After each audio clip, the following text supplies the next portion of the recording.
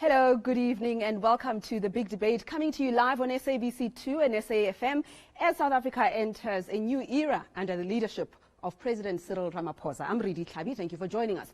Now, South Africa is the protest capital of the world. Every day, our TV screens are filled with pictures of demonstrators burning tires, trashing shops, delivering memoranda.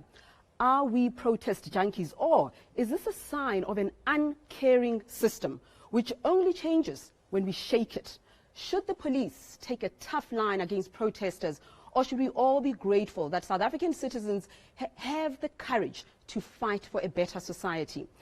Would we have any of the democratic freedoms that we take for granted, like workers' rights and freedom of speech, if it were not for our rich tradition of social movements and protest? Well, with me to discuss this are John Jeffrey, the Deputy Minister of Justice, Zaki Ahmed, activist, co-founder of the Treatment Action Campaign, Tumani Makwele, one of the first Rhodes Must Fall and Fees Must Fall protesters who was made famous for throwing poo at the statue of Cecil John Rhodes, Wanelisa Tlhaba, a fallist and feminist, Nontle Mbutuma from the Amadiba Crisis Committee in Xolobeni in the Eastern Cape, and of course, business analyst Phumlani Majozi.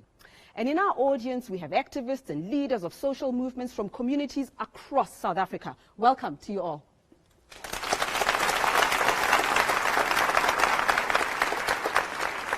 So you at home can have your say on Facebook or Twitter, or send us a missed call and we'll call you back to hear your comment. Listen to SAFM during the commercial breaks to hear those comments on air.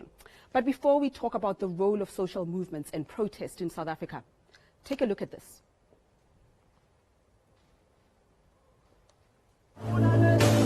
Democratic South Africa was built on protests. 1994, government promises to work closely with communities to deliver a better life for all.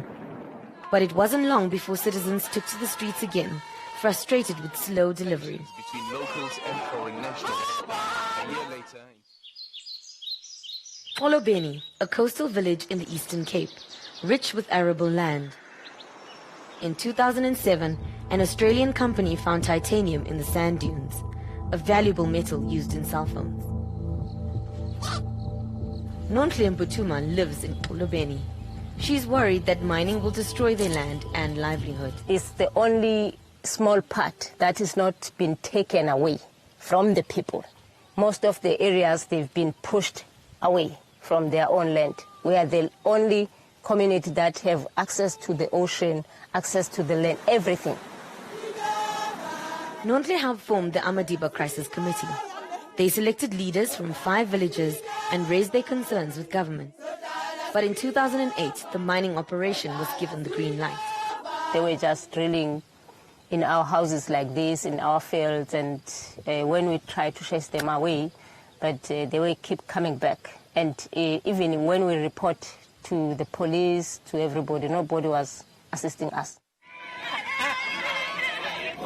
Tensions rose between the community and government.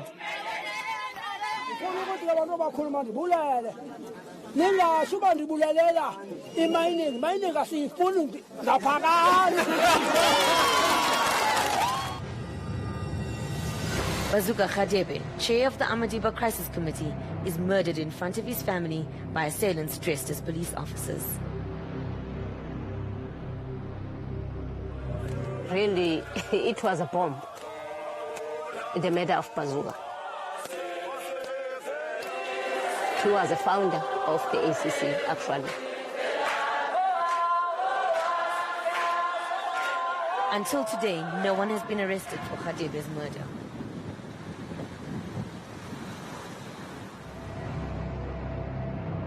Khadebe is not the only protester to die under troubling circumstances.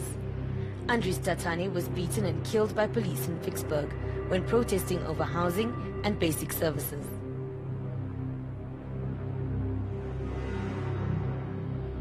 In Marikana, 34 striking mine workers were shot dead. But not every protest movement ends in violence and defeat. When President Thabo Mbeki refused to provide life-saving medicines to thousands of South Africans living with HIV, the Treatment Action Campaign took him to court and won. But it was only when they turned to mass action that government was forced to listen. Zaki Ahmad was a founder of the TAC. It was the first post-apartheid movement who openly advocated civil disobedience in a manner that was respectful of authority. Civil disobedience against a policy, not against the government. In 2003, the anti-retroviral rollout began, and millions of lives were saved. Before the start of the march, the protest... In 2015, students rose up against the high cost of education. They had wide support for their demands, but their tactics were criticized. Vote the government out of power if you are unhappy with it. Don't ban public buildings. Remember, the buildings don't belong to government, they belong to the people. Students argued that they only turned violent when campuses became militarized and interdicts were used to criminalize protest. Violence is endemic in our society.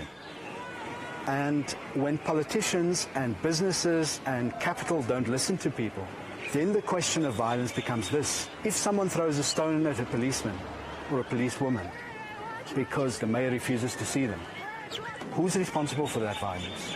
We cannot put poor people in a situation where the only time they listen is when they burn things.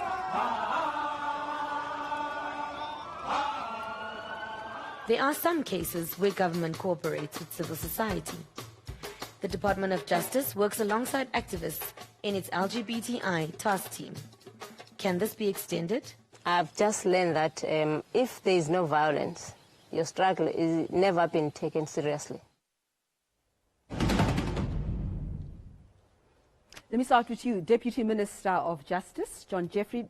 How do you feel about protesters being criminalized? From Marikana to Vicksburg, those images that we've seen, we seem to treat protesters like the wretched of the earth. Yep, that's a problem.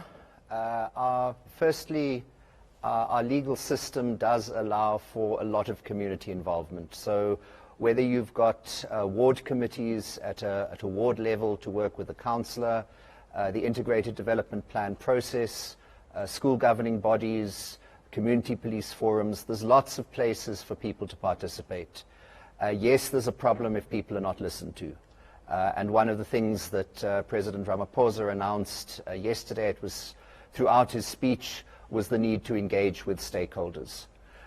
So yes, as government, we need to So government doesn't understand the law and the rights of people to protest. What I'm saying is that there's opportunities for people to engage with government, and there need to be more opportunities. That's really the key issue. Okay, let's talk about, you've spoken about Cyril Ramaphosa, so we are in this new era with a new president. Do these protesting and marginalized communities have a reason to be confident under a Ramaphosa presidency? I mean, he is a billionaire, and if you listen carefully to his speech, he seems to believe that most of our answers will be provided by business. No, I don't think that's what he was saying. What he was saying a lot was engagement with stakeholders and engagement with civil society. So he emphasized, whenever he spoke about business, he spoke about organized labor as well. The importance of people getting together to address the problems. From justice's side, that's what we're doing. There's an issue of sexual offenses. We organized a 2-day workshop with civil society groups, even involve them in the planning of those workshops. That's the way it should be done. You're smiling, Zaki, and I can see you don't believe the Deputy Minister. All of you, do you believe him? You do believe No. You don't? Okay, we'll get to that in just a moment. But Zaki, you are always on the streets. You are always protesting. From the Treatment Action Campaign, #UniteBehind, Gifunugwazi, Social Justice Coalition. Isn't it time to get off the streets? We've got a new president in town. And you heard Prince Mashele. He says the best way to protest is to use your vote. Get off the streets. Well, let's start by saying if President Ramaphosa goes after all the criminal syndicates that Jacob Zuma implanted, and not only Jacob Zuma but other gangsters inside the ANC. And the Minister of Justice has to tell us why the NPA leadership is so bad. But apart from that, the question for us is those criminal networks have to be taken out. But people are hungry. People are in debt. More than 80% of South Africa has to borrow money. I'm one of them, so I know. So people have to borrow money.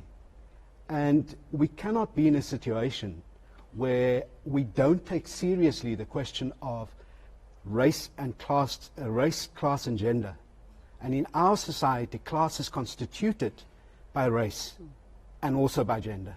And it's critical for all of us here to remember that unless we deal with the enormous inequality and injustice, we won't be able to have a better society, a society that is less violent. You seem to be suggesting that people have much to protest about. There was Cyril Ramaphosa, the new president, in his maiden State of the Nation address last night. He says he wants to work with NGOs. Will you back off a little and give him a chance? Look, I think when the president does the right thing, we need to support him. But we want to hear what he's going to say to the widows of Marikana. That's what we want to hear. We want to say what... He mustn't talk about NGOs in general. He must talk to us about who he's going to speak to. And I want to give him a chance. I really do want to give him a chance. But he really has to get rid of the gangsters in his government. And we must remember that he was part of the previous dispensation and Complicit. Administration as well. Do you agree? Nonhle, let me come to you. I mean, you say emphatically in that video that you've just seen that government doesn't listen unless people resort to violence. You seem to suggest that the government is the enemy of the people. That's a bit extreme. You believe that? I actually believe that. Because since 1994, we're just hoping that this country, there will be no burning tires. But it's more. It's more than before. Because our government are not listening what people want. It's always imposing. Okay, I want to talk about Cyril Ramaphosa precisely because he is our new president. He knows a lot about mining, and in his speech yesterday he said we must expand mining to create jobs. Are you confident that this time around things will change and that you will be heard in the way in which you were not heard previously? Actually, I don't buy it, and I don't believe it. It's still going to be the same thing. Because in South Africa, it's seemingly the only development is mining, which is not. That is why we are in this crisis. If our government is just looking carefully, is the mining industry benefiting our people? Your answer is no. It's a no. Phumlani, I want you to come in here. You are a business analyst. Business has much to be ashamed about. If conditions for workers were humane, if salaries were decent, then we wouldn't have this level of anger and the conditions that have been described by both Nonhle and Zaki Ahmed. It's a complex one, I have to be honest with you. It's a complex one because when I look at it from my perspective, I just think there is a problem with, when we can look at it from a politics perspective, in the sense that politicians are failing to listen to people and to deliver on the necessary services. They are on the side of business. You could argue that to an extent. So what I'm arguing is that, but there is also the fact that we also have a culture. Because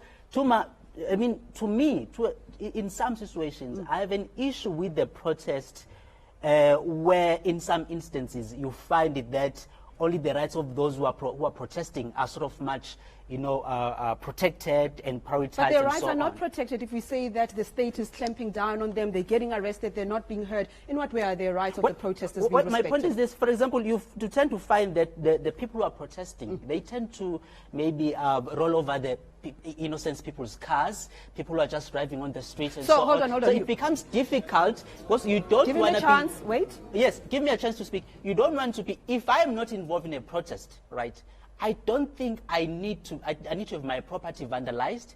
I need to be in a situation where my, whether it's my car, so whatever, you disagree with the tactics, the manner in which they protest. Tactics. And the cause itself? The cause itself? No, the cause is fine. You can protest if you want, depending on where you come from. We have a right to democracy. Okay, hold on. He's spoken. Let's go to... Come on. Okay, so you protested in the most unconventional way. You threw poo at Cecil John Rhodes' statue. I mean, that is human feces. Why did you do that? Isn't that an extreme tactic? Well, first and foremost, in Cape Town, people say that Cape Town is a multi-billion rand city. Okay, and Cape Town is Camps Bay, is Khayelitsha. Then if you walk in Khayelitsha, there's a human feces on the road, and the kids are playing with the human feces. Okay, now as a poor student who went to UCT, I learning politics in UCT. And politics taught me that go and help issues of people. And then, of course, for me, activism didn't start because I went to UCT. I was staying in Delft when I started to join street mediation campaign. I saw the human condition for our people. When I saw the feces that children were playing it in Khayelitsha, I decided myself that let me take this feces and go and throw it at white people. Because that belongs there. And of course, this approach was again a response to this critique, which is a lazy critique of caring about people's property. And immediately when I took that pool there, UCT, the first thing UCT said to me, said, this is unhygienic. And then I wanted that unhygienic approach response. Wanelisa? Okay, we've got less than a minute before the next ad break. Wanelisa, your word. What do you think about what we've been discussing so far, and especially this binary between tactics and the end justifies the means? I mean, I think, when John Jeffries talks about Cyril Ramaphosa wanting to engage stakeholders, I think that's the most perverted thing I've ever heard in my life. Because you have a mass murderer who is a president of this country as saying that they want to engage stakeholders when they've killed people. I mean, how do you... You don't think the Farlam Commission cleared him? You don't buy that? No, I mean, I don't buy that, but at the same time, I think there's exactly a lazy critique around what is violence and the ideology of violence. And I think, it's racialized as well. So black people are violent, but white people are not that violent, right? And also, I don't think when we protest against the violence of the state that it is violence. It is a response to violence. We are going to talk about that in the next segment. What is violence? What is violence is precisely what we're going to explore next. Or rather, where does violence start in poor communities in South Africa? And is there a peaceful way to move society forward? These questions when we come back. Don't go away.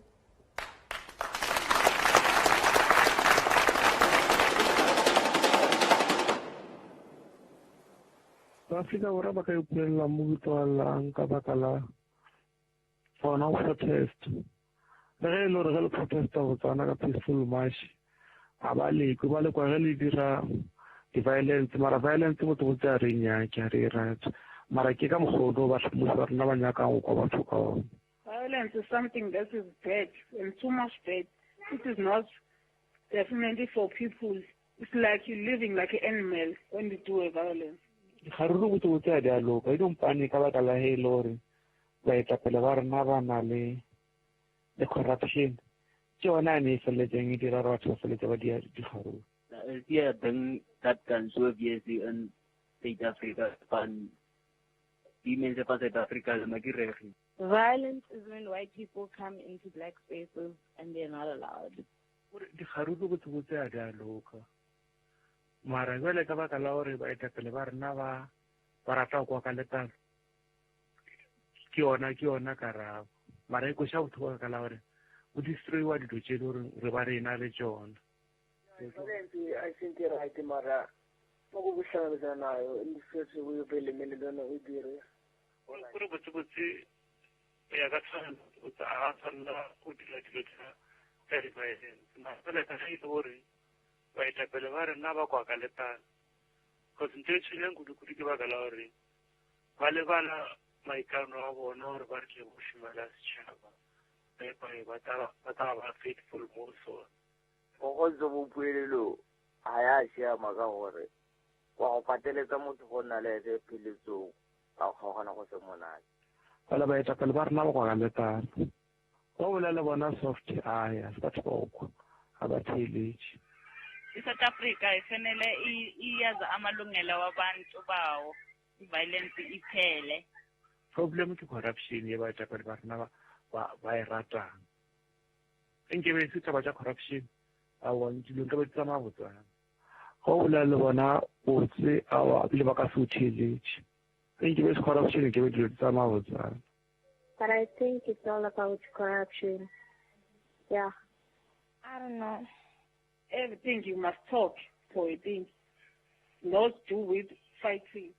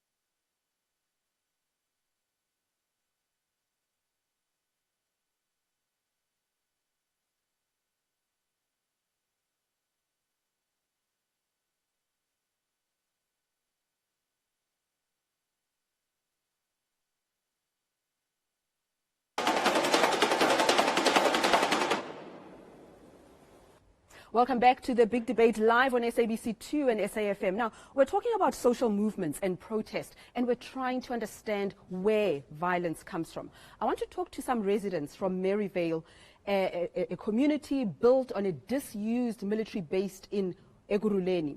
Coal deposits were found in the area, and the SANDF, the army, came in to evict the residents. Yesterday, the residents actually won their case against the army. So you are here. I've got Chris and Dumi. You were protesting against evictions. What happened during the protest? Okay, during the protest, that was on the 29th November. Okay, we need a microphone. We need a microphone. Thank you very much. Start again, Chris. Thank you. That was on the 29th November in the afternoon when we decided to go out on protest, because now we have now had a very serious problem of seeing the ambulances coming in, picking up people. We have been trying to call the police to come and assist. Police never responded, and we went outside the place where we were, where the soldiers were actually beating up people. When did the violence start? What happened? They actually came to me and say to me, as a community leader, you must know that we're coming to evict This people. is the army. That's right. And I said to them, where is the court order? They said, no, we don't need a court order to evict people. And that goes to your point about the nature of violence. What is violence? So they just arrived. I said to them, okay, it's fine. You can see you've got weapons and we don't have weapons. What we're going to do, we're going to fold our hands, and when you finish, we go into court. We're going to meet at the court of law, because there is nobody that is above the law in this country. But Dumi, maybe you can tell me this, because I think the story is very fascinating. You actually have community members paying rent because the houses in which you live are owned by public works. Yes. So community members are actually paying rent to the government, and then the army, upon hearing that there are coal deposits, moved in. Is that what happened? Yes. When we enter to the Maryvale, we had a lease agreement with the Department of Public Works. We're paying rents to Department of Public Works. Then all of a sudden, they came and say, we must stop because the money, they don't know where the money is going. And how long had you been living there? When was this community established? We've been living there for quite, it's been about 20 years ago now. We're talking about 20 years. Deputy Minister, I must challenge you here.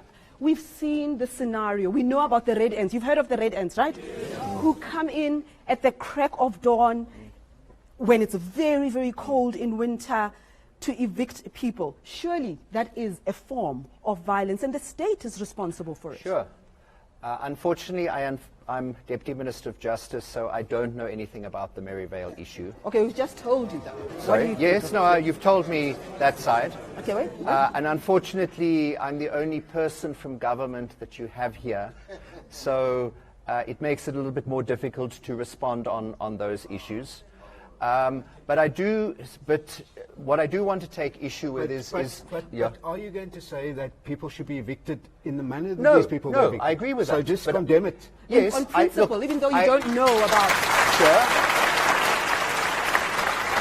But I need to hear both sides of the story. So I've heard this side, and what is being said sounds very bad. And it seems as though the courts have supported the community, which is good because we have the rule of law in South Africa. But it's difficult to comment without having the full picture.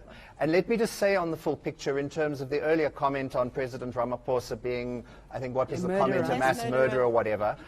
What evidence is there? There was a commission of inquiry under Judge Farlam. It heard evidence over a number of months. It found that there wasn't even a prima facie case against the president.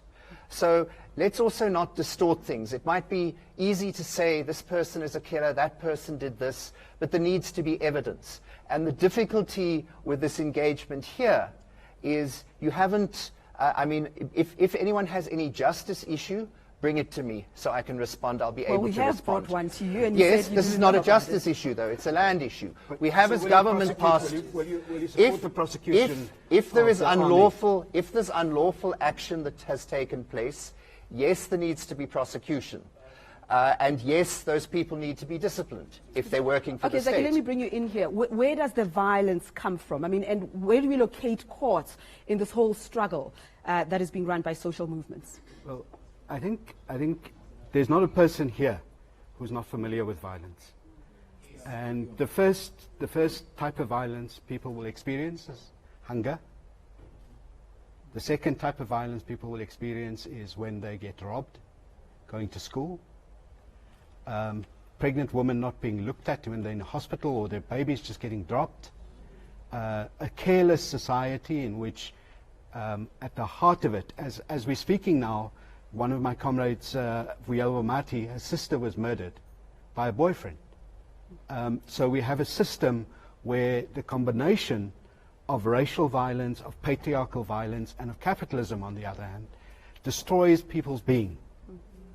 And in such a system, and especially one with our legacy of slavery and colonialism together, the difficulty is that the state, and here I'm talking particularly about the police, the army, and the lower court system, really have that in their DNA, that violence. Wanelisa, I mean, is there a chance that we're making excuses and justifying all sorts of violence? I mean, there's violence even within protest movements. Can you speak to that?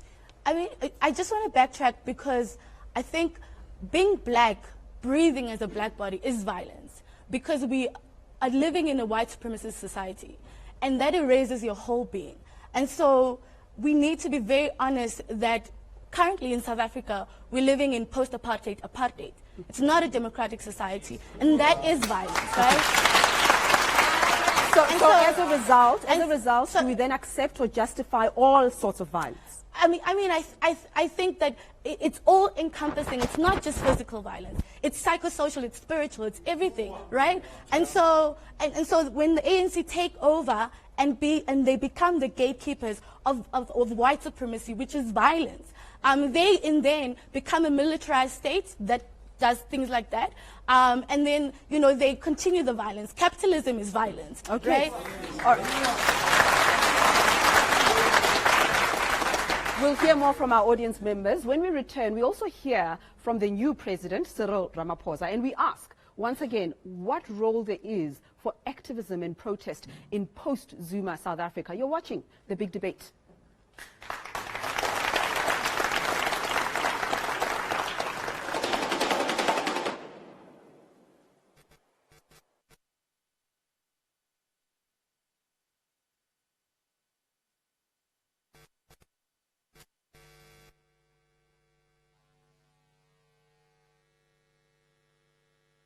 I believe, again, it can be justifiable where in a situation where people need to really send a strong message.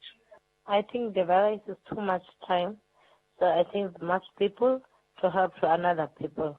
Well, I believe violence, it's when people burn property, and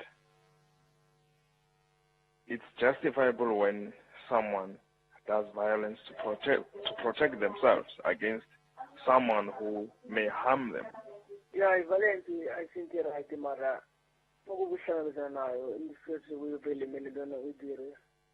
Yeah, then that can so obviously in South Africa. Corruption. I want to look at some of it. Too much bad. It is not definitely for people. It might be infrastructure and the colony again. I feel later by the two mal, while the Musa Santa Papa or high rapper. Our TV. Kiona Kara. Mareko shout to a calore. Would destroy what it would do, Rivari in other John. I think you're right, Mara. In the future, we will really many don't know with you. Yeah, that's fine. With the answer, would like to terrify him. Now, let us say the worry. By the Belavar and Navaquacaletan. Concentration could give a gallery. Valevana, my camera, or nor working Bushmalas Chava. But our faithful morsel. Ozo Puelo, I share Magawari. While Pateletamu Honale, Pilizo, Alcohana was a monarch. Well, about a Pelvarna or a letter. Oh, well, I want a soft eye, as that spoke about tillage. South Africa ifanele iyaza amalungelo wabantu bawo violence iphele. Problem ke corruption ye ba tshapela barna ba e ratang. Nke be se taba tsa corruption a want to look at some of them. go bolela le bona botse awa le ba ka se utheletše ge ke be corruption ke be dilo tsa mabotsana. But I think it's all about corruption. Yeah. I don't know. Everything you must talk for a thing, not do with fighting.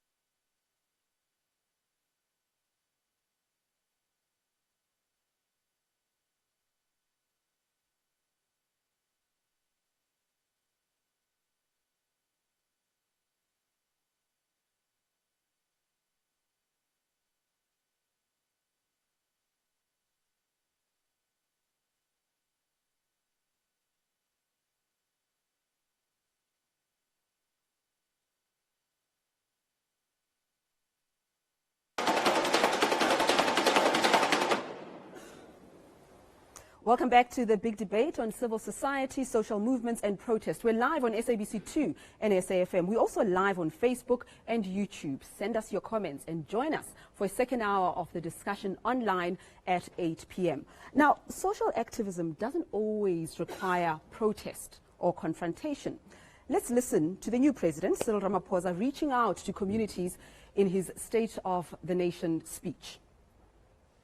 In recognizing the critical role that NGOs and community-based organizations play in tackling poverty, inequality, and related social problems, we will convene a social sector summit during the course of this year.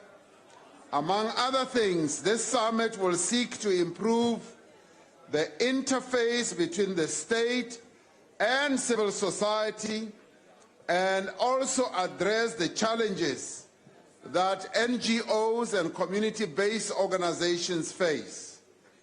Okay, let's have a show of hands. How many of you will be attending this summit? Do you believe the new president? You raising your hands? Yes, yes. Very few of you will be there. Okay, all right, let's... But Redi, sorry, I mean, how can you ask the question? I mean, the president announced it last night. It's not clear who's going to be invited, how the participation John, is going to work. It's a principle. What I'm saying is, are they willing to give the president a chance? Are they willing to participate in a call for collaboration and activism? That's what I mean. Hold on. Okay. Not that what do you think this is a good move? Because, and it's important, John, that I say this, because the previous president, in a State of the Nation address, actually said that NGOs should not be trusted because they are being funded from elsewhere. So this is a very John was probably one of the people and who this clapped. is a very different message. So it's important. No. But it is important. It is important to highlight that precisely because we come from a dispensation where these people were seen as the enemy by the previous president. So what do you say? Okay. Honestly, his statement is so confusing because all this chaos, it was happening under his nose. Okay. And then you, what do you say about this summit? Well, I suppose the student will have to respond to that call. At the end of the day, we are not protesting cows. We have to champion our own goals. We know that President Ramaphosa is lobbied both by capital as well as the business. But as a community, also we are voters in this country, we have to go and lobby him. Now, if we are outside the summit, we cannot be able to lobby the president. Pumlani, what do you say? Is it time for civil society to just step back and create a different environment with the government? It's time to get involved. And I agree with have been involved. I'm trying to say that I agree with the president that there should be this summit that's going to take place. Right. Or at least he plans to put in place sometime this year. And there has to be an engagement, right? We as citizens, we have to be involved. We don't have to give up, right? I mean, I understand my sister's situation that he may have had some issues faced there and so on. But I think I would love to say that we have to get involved. Let's give the president a chance so that the people who throw poo to other people's private property and so on, and the state, that was Cecil John Rhodes' statue. That's not a public university. Okay. Okay. It's not a private property. But my point is that the activists, people like you who are making an impact, can engage with some people who are from an abusive But you're not state. addressing one issue for me, Yes. where, like, this community, where they were engaging with the government and they were not being listened to. You are arguing as if every time civil society engages with the government or the powers that be, they are listened to. What happens when they're not being listened to? What's your solution for that? You don't have a solution. You don't have. Okay. Let's just say we have. Okay, no, so quickly. And on top of what you're saying, as our communities right now, they are talking about eviction. Yes. My question, what is going to be changed when he is a president? Because all these things are happening in front of himself. Like for example, in my case, we try many times, 100 times, to our government that we seek for justice. And our people are being killed. Our people are being murdered. Our people are being kicked from the land. Okay. But there is no response from our own government. Okay, I'm going to bring in Professor Sipho Siepe, because he is a political analyst, and you were very vocal in your support, it seemed, of the former president Jacob Zuma. Many of these people have had to take his government to court to get some sort of recourse and relief. If I use your example as the Maryvale community, you have to spend money or find some lawyers who are prepared to take your case for free. So there is money that is involved. That government was not responsive. Yeah, you know, I was asked that question on the radio, and I said I take accountability for every statement that I've said and that I've written. And every time I get into a public space, I talk about fairness, treatment, that fair treatment. And if somebody, even if I don't like the person, is treated unfairly, you take a position. But now, getting back to the debate here, what is emerging here is that we need to sophisticate our understanding of violence. And as Saki was talking about, there are people who think that violence is simply when people attack the bodies. There is a violence of poverty. There's cultural violence. When you are a black person and every day... Hold on, Sipho. I think we've already said that. And it's been described by so many. But I do need you to answer for what happens when governments that are supported or presidents that are supported are the ones who are acting in that way. They are the ones who are not listening to the people, as happens. Quickly, the issue of summit, while it is attractive, is not going to sort out our problems on this issue. And secondly, the ANC claims, among other things, to be a leader of society. So effectively, they don't need the summit to know what people go through on a daily basis. So one cannot buy that. And secondly, I think John is correct to say you have these forums. But what we know, because of what is happening, is that those forums are not functional or are not working. This is why people... And thirdly, the people don't just wake up in the morning and to say we're going to engage in the struggle. So why do you spend so much time praising the government of President Zuma if you are aware of these social problems? I think you did. You did. Again, Redi, you take a position that I have taken. I'm responding to your position. Wait a minute. Take a position. I mean, there's Stephen Holtest asked me about Menzies Similanis appointment. I said, but I've never supported Menzies. No, we can't talk about that because those people are not here. But I'm giving, if you are going to accuse somebody, be specific so that I can respond to that. What I can tell you is that I support the notion of fairness. And you cannot find anything that I said that will say it is an unfair treatment. And even now, what I say is, I stand by the issues of whether you treat people fairly or not. And in this discussion, okay. Yeah, no, wait. Quickly, Sipho, we've got... No, in this discussion, the issue is, how do we deal with protest and how does we make the organization... Okay. So now, you have a situation, Sipho, where people burn trains. Now, I can show you a video where people pull the window out of the train and they try to get on top of the train to get to work. But your president was paid R1 million a month over 4 months from a contract that was in Prasa. Jacob Zuma. Hold on. Let me just be fair and put evidence before you that you have a situation right now where there's a criminal gang that has stolen 24 billion that allows women to be pushed in with men in a train as if they're sardines, that allow men to be pushed off trains as they're trying to get in. And that is because not only you, but John himself have not spoken out against the violence that this system and the corruption that Jacob Zuma led and continues to lead, even from Nkandla. You need to answer for that as the John. I'll give you a chance, John. I'll give you a chance to respond to that. So we'll get your responses in just a moment, especially you, Deputy Minister. As an active citizen, what message do you have for President Cyril Ramaphosa? We hear from community leaders after the break. You're watching The Big Debate.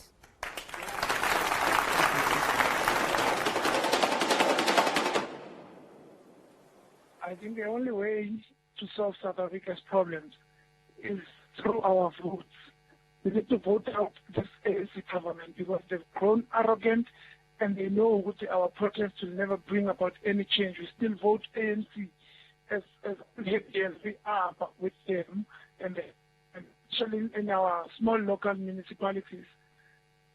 So I think through our votes, maybe they can do better. Sometimes it's not because the people are too violent, it's because they are afraid of the circumstances they are particular in at that point of moment, because their deals, they were never met as they were meant to be requirement. Some of the times the police even start the violence, so the people react on that violence. People start throwing stones at the police because the police started acting towards them. That's what starts the violence and the riot and whatever thing.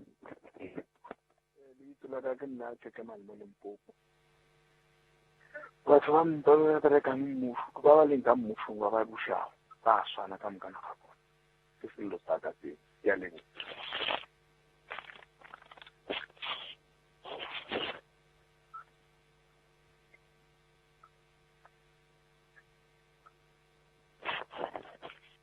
Hi, this is Aziza. I don't think violence is ever necessary. I have nothing against protest, but violence is out. That shouldn't become violent. That it changes the whole mood of the protest.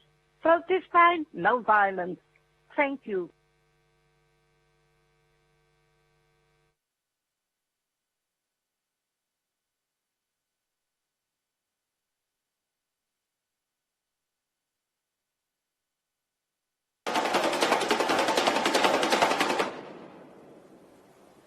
Welcome back to the big debate on civil society, social movements and protest. I'm Redi Tlhabi.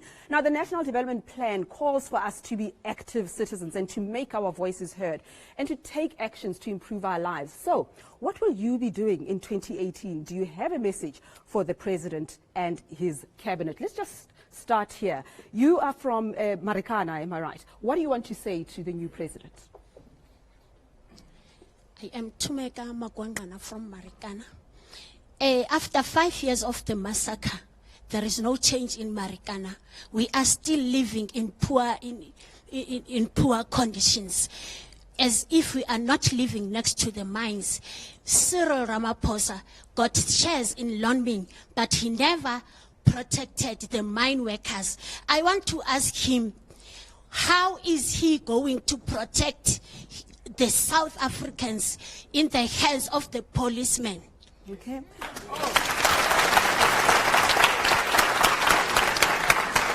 Deputy Minister, it's a fair point, and you spoke quite emphatically about Cyril Ramaphosa, the president, being cleared. But the fact of the matter is that we haven't seen any prosecutions of the police. So it seems as if the state is closing ranks and targeting the miners. As far as I know, some people were charged recently.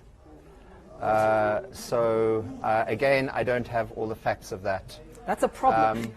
Well, it's also an issue of then you should have got somebody to speak on Marikana from the state side, which is not what you asked me to come and speak on. But what we're seeing now is some policemen who are involved in that now speaking out, but there's been no prosecutions. People who commit crimes, whether they are police, whether they're public servants, whether they're politicians, must be prosecuted. Zaki, that's acceptable? You're right with that?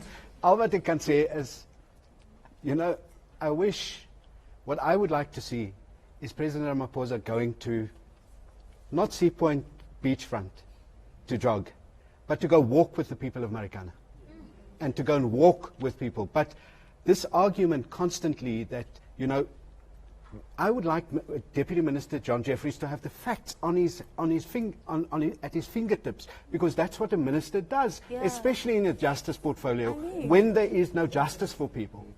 I would like you to have those facts at your disposal. Phumlani, I want to bring you in here because your response. Zaki, the National Prosecuting Authority is independent. They are responsible for the prosecutions. I don't know the facts of all those prosecutions, so I'm not able to answer. Can you not yes, I can ask questions. I can ask questions if I know which questions to ask, because there are a number of cases. So that's the issue. I can't respond, unfortunately, about Maryvale. What are you saying, sir? You've got a microphone. What's your comment? Thank you very much. I mean, why should we as protesters, be treated like lunatics? Because obviously, before this protesting strategy... Where are you from? What are you protesting about? I'm from Enedale. I'm representing Hopefield and Kapok, the informal settlement. What are you protesting about? I'm protesting about the land. Why should we, people, be treated as lunatics when we're protesting? Because before the protest, there's a march. And I think with the march, it's peaceful. We get everything in black and white. When it comes to us protesting, it's because of you guys who are in authority don't come to our rescue. That's why I'm asking. I want you to respond to this one because it goes to the heart of where you entered this debate about tactics, that people don't feel heard. I mean, that was a very powerful suggestion from Zaki, that instead of walking on the promenade, perhaps the most relevant and symbolically powerful and empathetic thing to do would have been for Cyril Ramaphosa to go to Marikana. So where does that locate your problem about protesters behaving badly like lunatics? Look, I agree with Mr. Akman. We have to have, you've got to have the president. It would be best the president gets out there, and to be in Marikana, to speak to the people who are involved in this situation, to engage with them, to show that he cares, right? Whether we'll do that or not, we're going to have to wait and see. These are politicians. But when it comes to tactics, I have to say this, Redi, and the audience. My view is that we are in a serious tough situation where I wouldn't say that protesters are violent or whatever, but I would sort of say that our society, we've just spoken about the state that came and killed people, right? Abused people, the state that came, the army and so on, that came and evacuated people. So there is a sense of the violence that we see in our society. The question is then, how do we engage to come to a solution? And that is why I was saying that we've got to give the president the chance with that summit that he wants to. Will you be going back to your friends, the ones that you analyze, the ones that run banks, and tell them that their system is violent? So you've just learned that on the big debate today. I want to take this microphone. I see HIV positive TAC Limpopo, so that's a historic context of protest. Tell us about protest action, what you achieved, and why you think you achieved that. Okay, one, I think protest, it actually shows. What's your name? Oh, my name is Anele Yao. From the Treatment Action Campaign. I'm the General of TAC, yes. One, power lies with the people. We are the ones who give people like Deputy Minister of Injustice our votes to be in power. So now the mistake here is that of injustice. One of the things that we need to understand as the people, when we stand up and fight for our rights, we need to engage, we need to protest, we need to litigate. But how do you litigate if you are a poor community? Where are these law firms that normally support other programs that support? We need to have these law firms to go to these communities, support them. But lastly, I want to tell you, Deputy Minister of Injustice, that... Okay. want to tell the Deputy Minister of Injustice that if violence, it is colonialism, apartheid, patriarchy, inequality, and injustice. So if he defends that, he must be able to say he stands with the people away, and you need to speak out and not protect your salary. We're going to give you a chance. We'll give you a chance to speak. Okay, a lot of accusations directed at the Deputy Minister. It's only fair that we give them a right of reply. We'll do that in a moment. When we return, we hear our last word from our panel. Don't go away.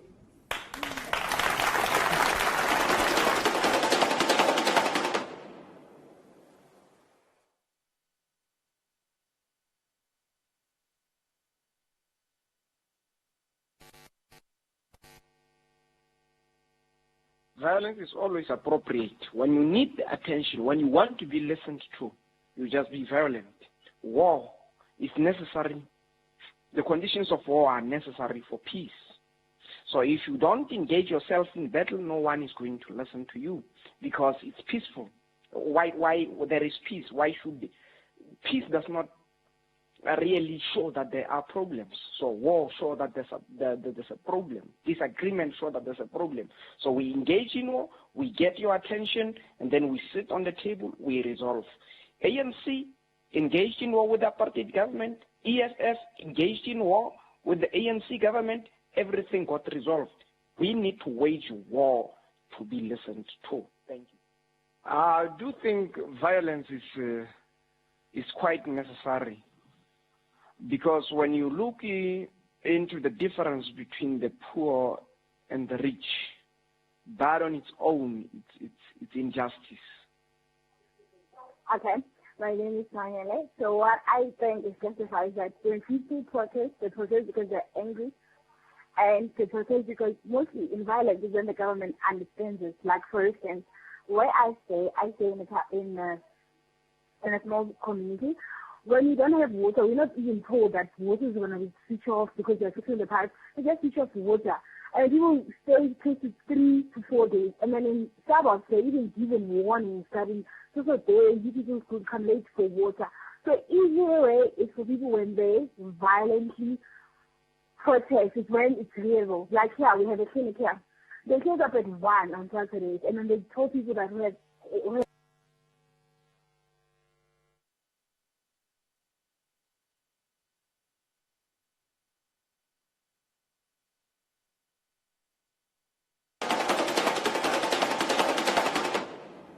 Welcome back to the big debate. We are live on SABC and SAFM. Don't forget, when this show ends on television and radio, the discussion continues on Facebook and YouTube. So stay with us online and give us your views. But first, let's hear what our panel have taken away from today's discussion. Let me start with you, Kumani. Well, for us, we have to, as student activists, mention that if you are an activist, you must know that there's a price to pay. If you have not died, or any member of your committee have not died, then you have not struggled. Secondly, currently as students, there are students who have been suspended, expelled, in jail. Now, we are facing plus minus 10 cases, UCT alone, in Wynberg Magistrate Court. We would like the president to intervene in those cases. Our struggle has been won. Government now is taking that project as his own. And yet, we, the people who suffered there, are in court. Now we make a plea to government to intervene, to drop those charges of students whose struggle and whose cause has been won. Today we've got a free education, and yet tomorrow we are going to magistrate court arguing the case about the very issue that we are talking about. Now we request the president to really intervene in those cases, as serious cases. Many students are being expelled through those disciplinary hearings. Publani, your closing argument. I just think, for me, I think we as a society, we have a problem of violence, right? Even right now, as we speak. No. Wait. We have... Carry on. The microphone can pick you up. Carry on. I'll give you the statistic, right? I'll give you the stats. There's a problem with violence, right? Already, when you look at the crime statistics, we have about 51 people killed a day, right? So my point is that we have a culture of violence that comes from, in some instances, from the state itself, the police, killing people in Marikana, but also from our movements as well. We saw in Marikana where even unions, the people were killed because the violence was within the movement itself. So the question is how we, as a country, deal with that complex and that complex problem. And I think a dialogue is important, because at the end of the day, whether we're a protester, whether we're a police and so on, I don't think violence is the right way to go. Wanelisa, closing arguments from you. I mean, I think what I've learned in the debate is that our Deputy Minister of Justice or Injustice cannot answer questions that are about justice. That's very sad. And also, I think, you know, Phumlani portrays the black middle class a privilege where they can, you know, talk about us, where they can have privileged, Santon, you know, opinions about our lives when they're sitting nicely and drinking kale smoothies. And I think, you know, what I want to just touch on is that, you know, the deeper issue right now is not that we're not engaging with government, but it's the fact that people are protesting when the people that have made commitments to free them are not doing that. That's the main... Zaki, closing argument from you? Well, I think the one thing about violence is we must look at places like Syria and Algeria and so on. And what I'd like all of us to do is to understand that we have to overcome violence, because we cannot have a situation where black people are going to kill black people. We cannot have a situation where we have white supremacy continuing in the way that it does. But the way in which we have to do it is to bring our power together through knowledge, through an understanding of our rights, through an understanding of justice, through building links not only here but with movements internationally, but above all, to respect ourselves. I'm not a black body. I'm a human being. I'm a person. My ancestors were slaves. I do not want to be seen as a body with property. I'm a human being. Is that what you were trying to say, Phumlani? Nonhle? Okay. For me, what I've learned today, that as a new president, if they just listen, the people on the ground, there will be no protests. Because, as I'm speaking, in Kolobeni, we take our own government to court, which is unusual. 23 of April, it will be in Pretoria High Court, where we claim our rights, which is so strange in a democratic country where the citizens, they claim the right that is there. Okay. But it's no longer been implemented. They must implement, and the justice must be done for those people being murdered. We're running out of time. There was a lot that was thrown at the Deputy Minister. It's only fair that we give him a chance to have the last just word. to respond on that, I don't think it's so unusual for citizens to take the government to court. That's what the Constitution is there for. That's what the laws are there for. That's what the courts are there for. Government has to balance up different interests. Okay, and government is elected by the people. It has a mandate. There's a number of different interests in society. It has to balance that up and decide which one to follow. Sometimes if there are disagreements, it can be resolved in court. But the key issue, the key message I would really want to say is there's lots of opportunities for engagement. I disagree with you that we're the protest capital of the world. I think somebody in Parliament said that there were 30 protests a day. But Africa Czech was not able to establish that. Most of the protests, there's a lot of protests and demonstrations, most of them are actually peaceful. Mm-hmm. Let's make use of the opportunities for engagement between government and civil society.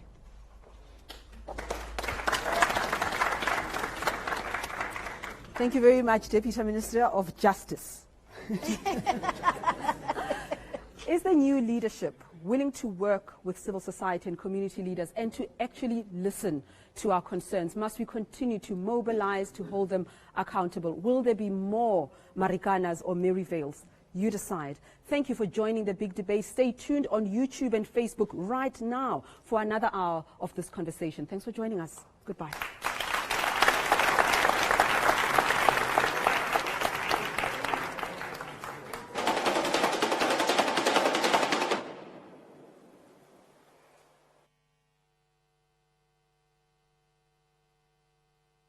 Help the mentally disabled people also, because a lot of this trauma, the violence, the screaming and strikes all cause the same thing, whether from birth or getting brought up. Please talk about that and how that's going to be handled, because nobody is doing anything about it except for giving them medication, seeing psychiatrists, and put in an institution, which is not fair. They're also getting treated like dogs. Human beings. Doesn't matter about the color. Because we do not have democracy at that place where we spend most of our adult life in a workplace. The violence, it is made because of we have a tiny little number of people who own the means of production versus 55 million of South Africa. It creates violence. It is a violence every day because we don't share the means of production, particularly the workplace. Violence will never end because of this problem. You can't be engaged in a disagreement with your enemy and then he prescribes to you what type of method you should use to fight against him. It is those guys, the guys wearing the glasses, that business guys, who is trying to prescribe to me how should I resolve my problem. No, I engage in battle. See, battle is an answer to everything. War is an answer to everything. You're watching The Big Debate, and we are continuing with our conversations. We really want to hear from community leaders, those who take to the street and protest and really feel, as we've heard this evening, that they're not being listened to. We're going to start here. You are with the Inner City. Tell us more about your movement and what you're protesting about. My name is Philemon. I'm from Inner City Center. It's an organization that is based in Johannesburg. Put your mic up a little bit so we can... So our problem in the inner city, really, we're facing a huge problem in the city whereby our people, especially the South Africans, they are living in the dark buildings that they are dilapidated. And the foreigners, they are living in the lavish places where our people they don't afford. And the mayor of Johannesburg, Mashaba, I remember the day he came to office, he was saying that he's going to get rid of this Mnyamandao. So that, no, come with me. He's going to get rid of this Mnyamandao. Our people, they must live nice and all What's those a Mnyamandao, sir? Mnyamandao. Mnyamandao. Oh. Yes. Yes.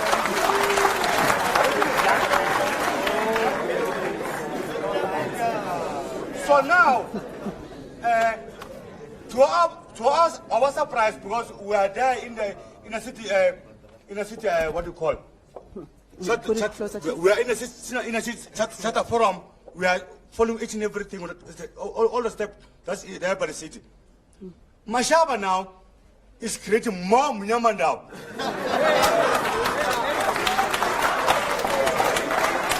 He's gone each and every suburbs, cutting water, cutting electricity for the people. But he said that he's going to make sure that people are going to live a little better place. But now, Mashaba now, he's the boss now of Mnyamandao. So we want to know what's going to happen.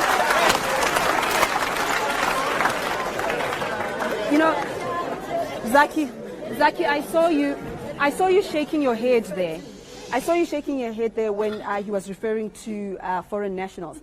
And isn't it also a very tragic outcome of a lack of service delivery, that it divides the very same people who should be united, who are desperate, who are marginalized, that in the same abuse that we are experiencing, that perhaps we extend it to other people, and this competition for scarce resources is affecting the poor people? I want to say that what's happening in your inner city is a very, very good example of injustice that continues to be perpetrated against working class and poor communities, particularly black working class and poor communities. But the mistake we very often make is to blame immigrants and foreigners. That's a mistake we make. It's not the problem that someone is pushed from their home in Sudan, or they're pushed from their home in Zimbabwe, or they're pushed away from our continent and they flee here because they have nothing. And we fight with each other, when in fact our struggle is with the resources that are there but are not being given and not being used, that we don't create equality on our continent, both at the homes of where people come from, like the DRC, and in Zimbabwe, but also in our own country. South Africa has enough wealth. If we look at what was Johannesburg built on, it was built on the blood of Malawians, it was built on the blood of the people from Lesotho, it was built on the blood of people from Zambia, and who came to work on our mines, together with people from Pondoland. And we must see ourselves, first and foremost, as poor people, working class people, middle class people working together. But we must deal with the inequality that Mashaba is going to visit upon Johannesburg. I come from Cape Town, where we have a DA government. I can tell you how bad it is. So we now warn you that the DA cares much more about wealth than it cares about people. So, Deputy Minister, you're not the only target. The DA is as well. So it means that when you are in political leadership, the buck does stop with you. Sure. You accept that now? Okay. But the only difficulty is there's 3 levels of government: local, provincial, national. I'm unfortunately the person You knew who's who you'd be having meeting to be. here tonight. Well, so I expected more people from other levels of government. because people from levels of government don't want to speak to the people. That's why they're not here. Thanks for coming. Yeah, so I'm Ruth, a student from the University of Johannesburg. I think what protests do is that they reveal the problems that we have within our communities. And instead of Mr. Pumlani focusing on the nature of protest, as focusing on protest being violent, look at what causes the protest to begin with. It's because the structures that are supposed to help people with their grievances, the structures that are supposed to help people tell the government that our hospitals are not serving us, our clinics are not delivering medicines on time. Those structures are failing. Therefore, that is why we have protests. If we solve that, we solve protests. This gentleman here. Yep. Thank you. My name is Andile Mkebuza. I am the founder of the Black Sheep Foundation. My comment is very simple. In fact, I am in full agreement with what my sister there said earlier on, that there is no need for protests if the government is doing what it's supposed to be doing. Secondly, the issue with our government is that the government reacts to problems. They are not able to deliver on themselves, meaning that the miners in Marikana have to protest before they, meaning that people in our communities have to protest, and then it exposes the challenge that we have. One last thing that I want to comment, that I want to make very, very, very, very quickly, is that this country was built on protest. It was built by protesters, and it shall be built by protesters. But this is just one piece of advice that I would like to share with my people, that I have a problem when we protest as communities and we destroy the existing infrastructure, when we destroy the schools, when we destroy the libraries, because my child needs those facilities. So I have that challenge. Thank you.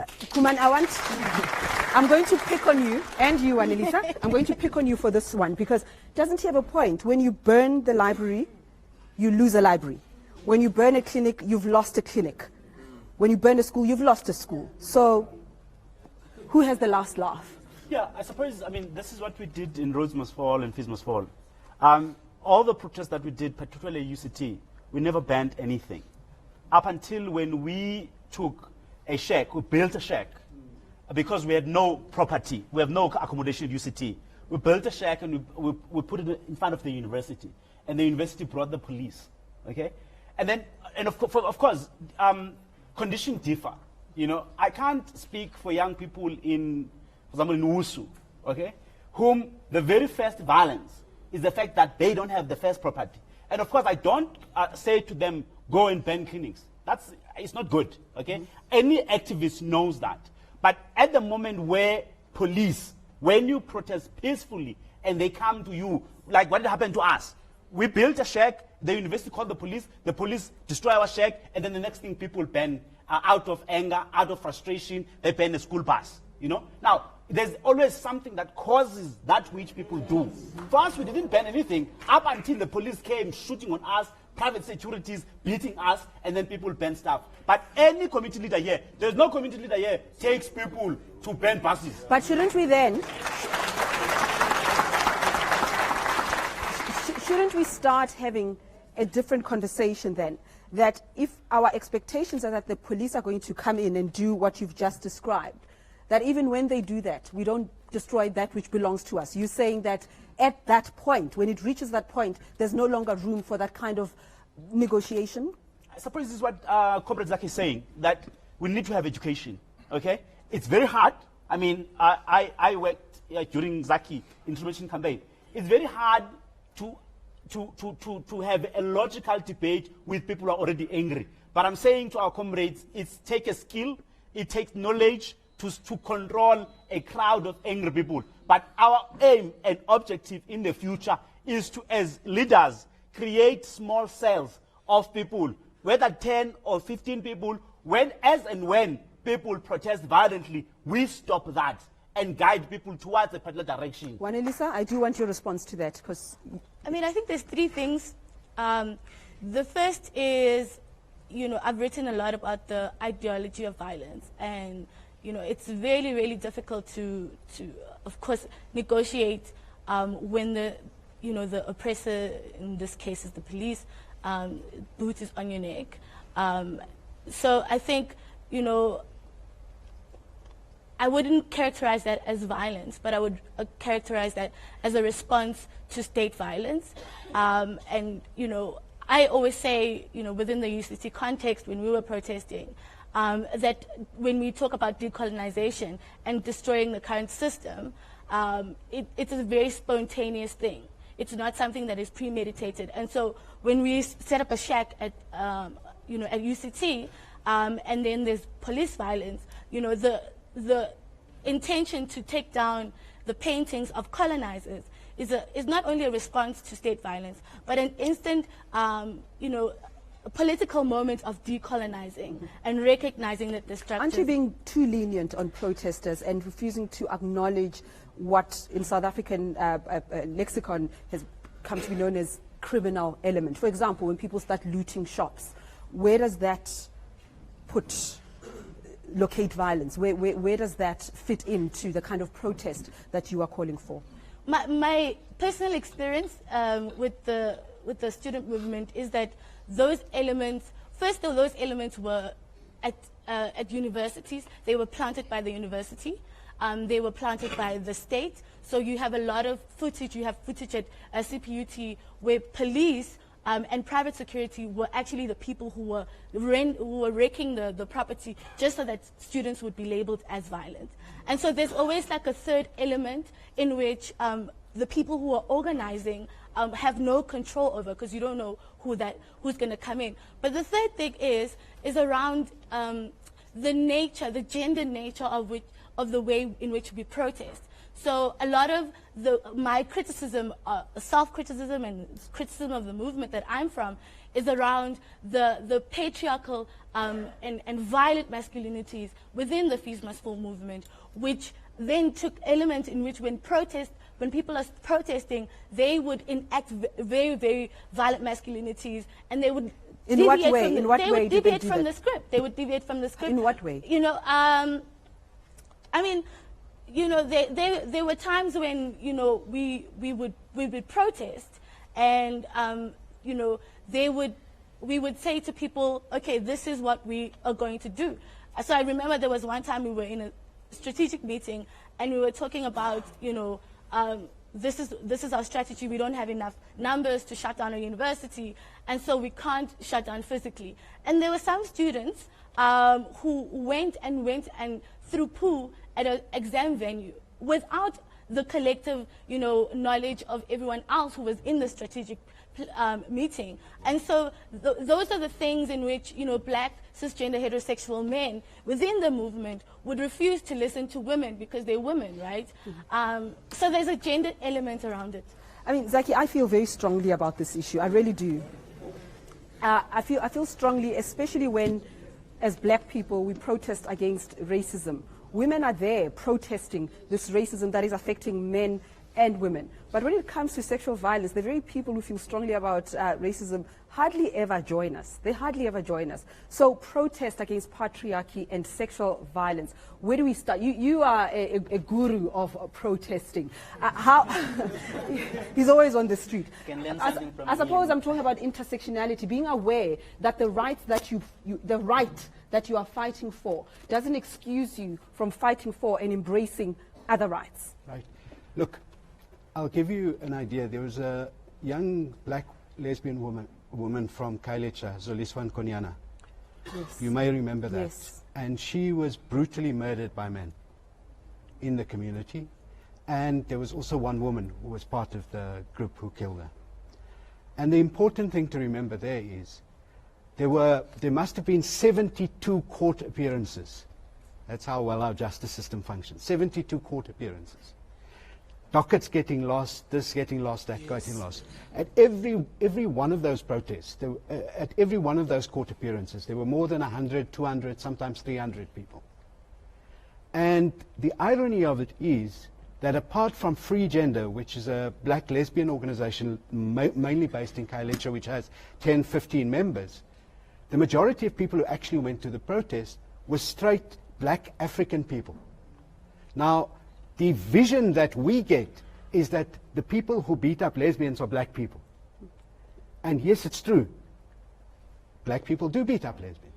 But the fact of the matter is that if we organize, it's important to correct ourselves, whether we're talking about how we speak in relation to women, how we speak in relation to lesbian women, how we speak in relation to people with disability, and so on. So it's critical that we learn.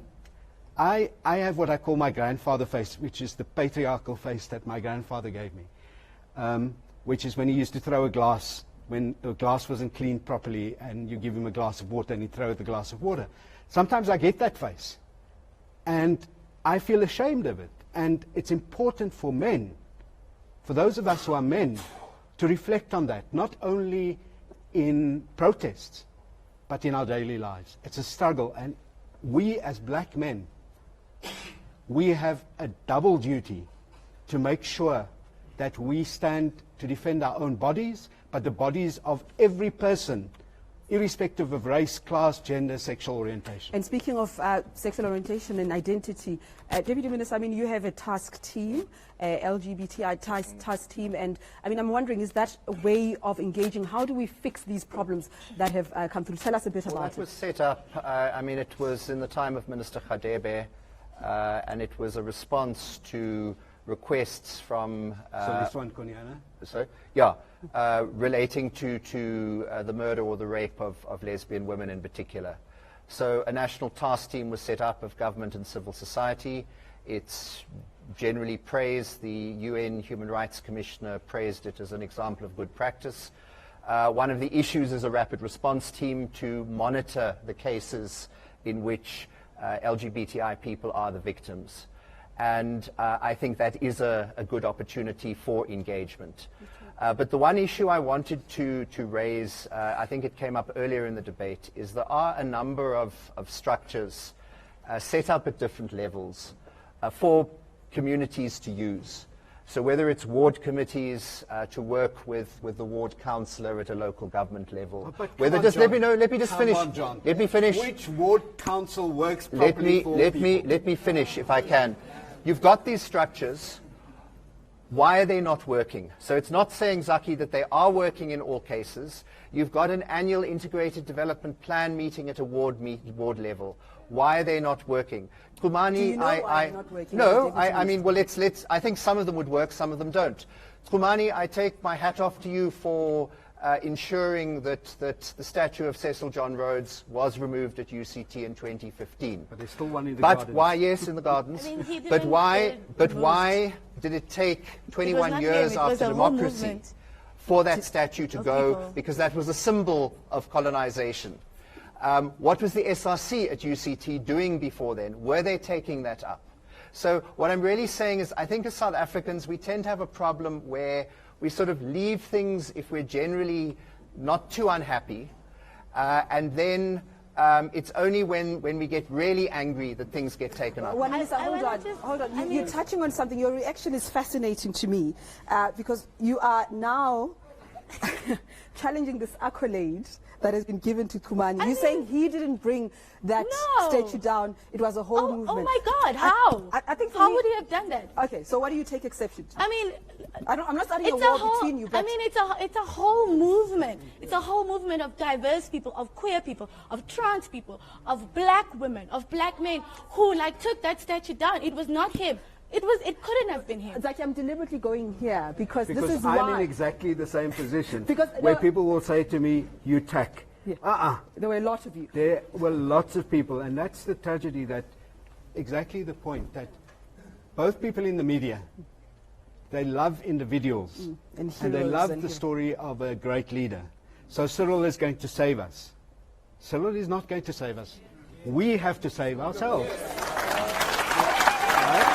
But you don't have a mic. Nobody can hear you. Can I just correct? I accept the Rose Must Fall movement, but it was Khumani's spark. It's not for you to accept, first of all. It's not for you to accept, I acknowledge it. I mean, you can or you not. But you're raising, when you're raising a whole movement. He did spark the thing off. Let's not belabor the point. The point that I was making, Zaki, because you a guru protester, was exactly that the civil society movements perhaps do fall because we make celebrities out of people, and the media must take responsibility for that. Of course, credit where credit is due, and those who are catalysts must be acknowledged, but it's important to acknowledge that it is the collective, it is the people. Are there some...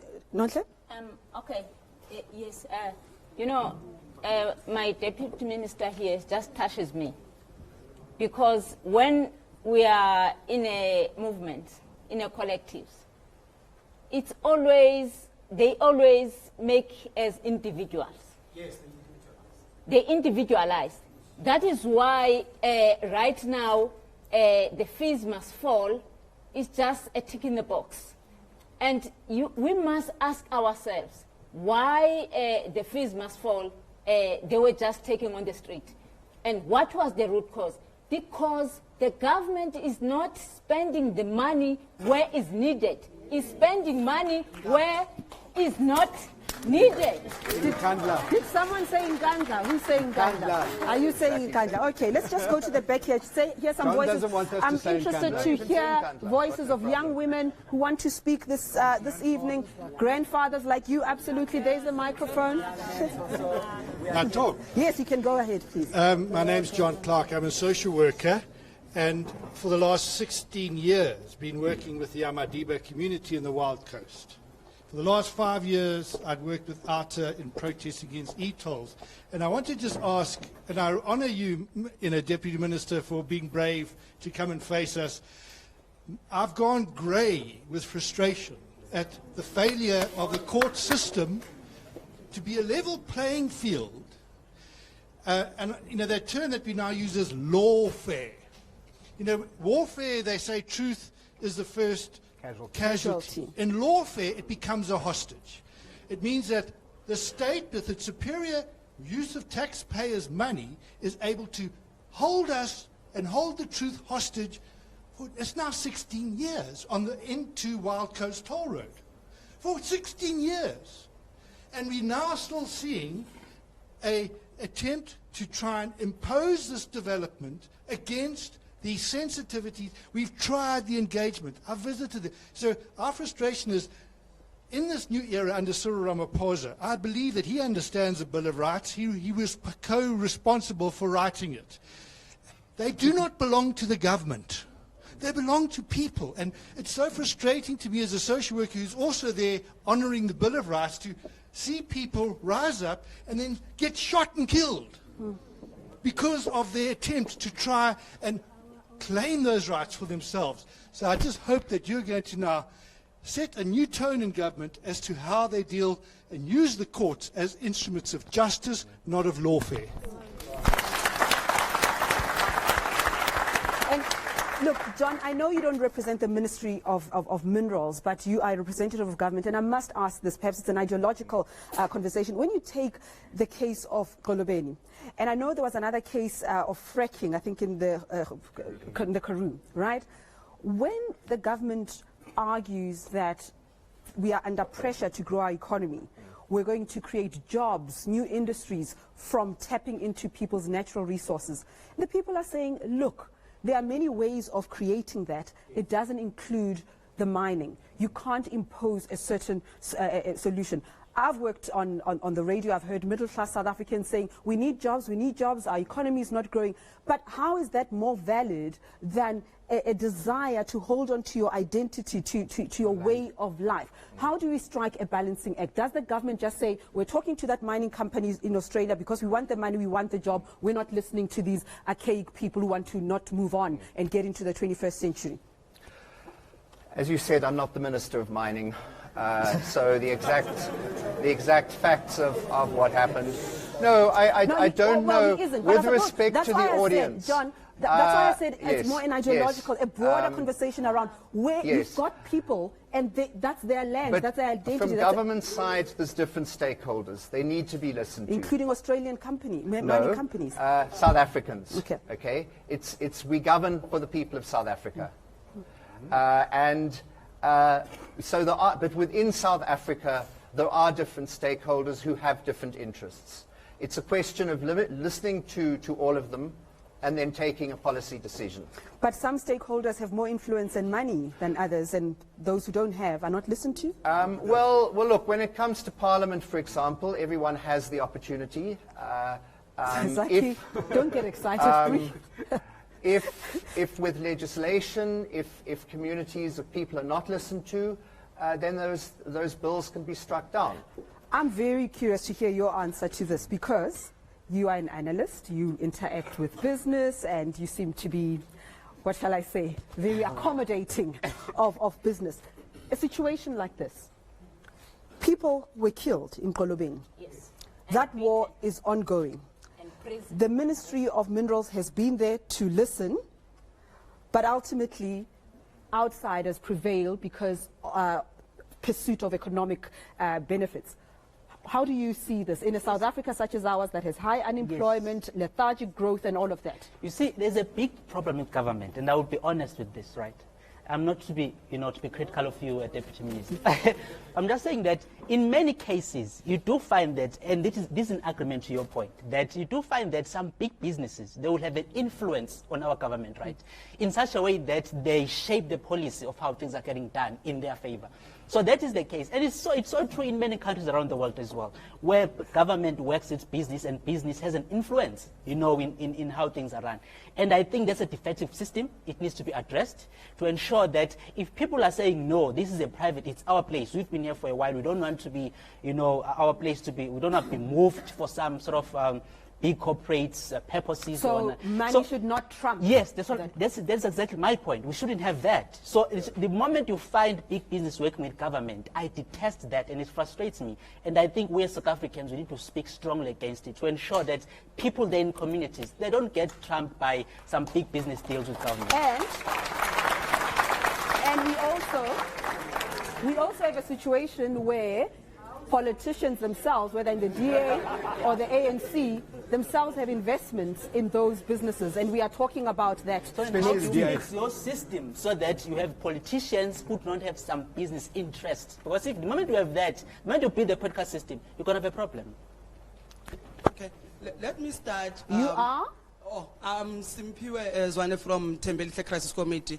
Firstly, I would just like to say to the minister, he must know, if he didn't know, that before we go on the street, on the protest, the protocols have been followed, because we engage with the officials. From the officials, plan B, it's obviously the march. From the march, they will just say, for the response, maybe on our memorandum, we'll just write that we give you 7 days to respond.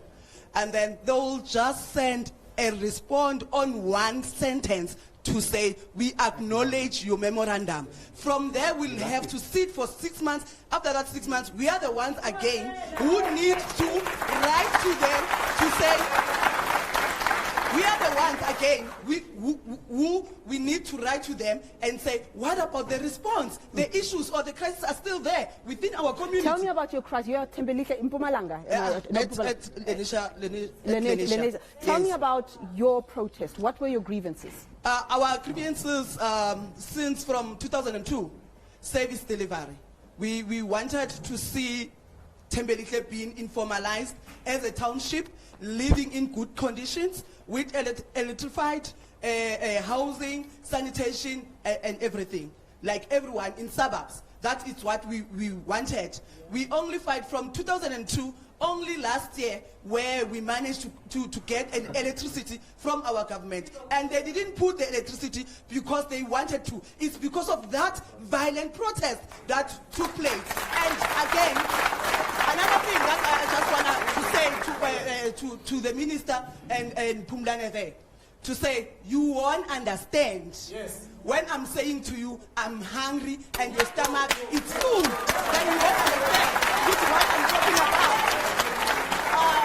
Unless you go to informal settlement and stay there on a cold condition, then you shrink within your shack. When it's hot, the very same thing happens. When it rains, then you have to sleep standing all the day. So after all, with that anger, then they're going to say to us, they are having a violent protest. You won't understand. Again, when you say why the people who are protesting have to affect other people. But the question is, we wake up 3 a.m. planning to go on the street, to close the street peacefully. We burn tires. Then after maybe an hour, around 4, traffic is starting. People, they can see that there's a fire there. Something is going on. Why can't they respect the poor, seek for the alternative road? But they're the ones who are permitting people to do that. At the end of the day, we'll be taken as if we don't have sense, like we are mad or whatsoever, because just we are a poor, so our government doesn't even recognize us as poor.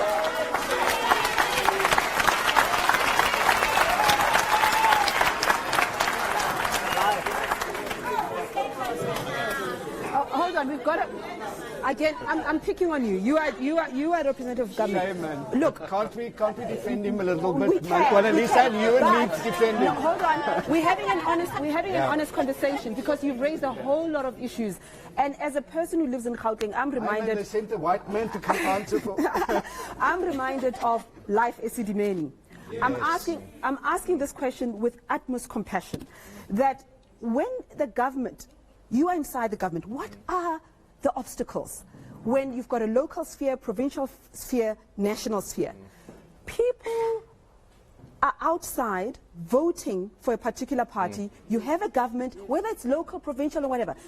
When you speak to a national representative, they'll tell you that the problems are at provincial. That's what happened with Life Esidimeni, right? And then you've also just said, speak to your ward councillors and so on. What do you understand to be the obstacles? Why is government not working seamlessly to address the issues that that lady there has raised? What are the problems? Look, corruption? No, I think